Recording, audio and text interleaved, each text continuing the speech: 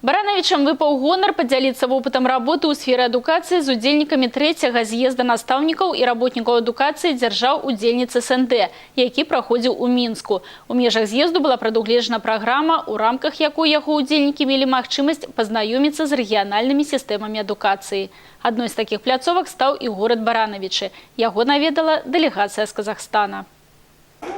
У Барановичах казахские педагоги наведали 5-ю гимназию, где познакомились с традициями и досягнениями белорусских коллег. У системе адукации двух краин шмат агульнага, але ёсць и адрозненне. Мы уже участвуем в болонской системе. У нас электронное обучение уже идут по всем системам образования.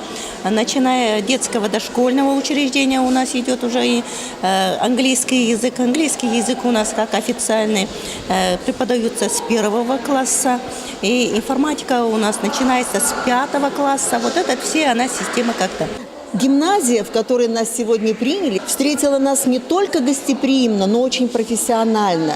Дети, которые здесь обучаются, прекрасные дети, все идут, все здороваются, все очень интеллигентные, выдержанные. Занятия, которые нам сегодня показали, профессиональные занятия. Яшчэ адным аб'ектам вывучэння стала сістэма дадатковай адукацыі. У Барановичах яна добра развітая.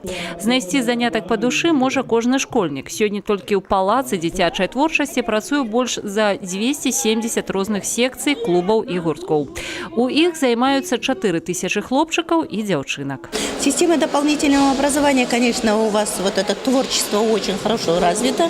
Мы надеемся, что в дальнейшем мы будем совместно с вами работать. На сегодня Беларусь является вот этим связующим звеном дружбы, миролюбия,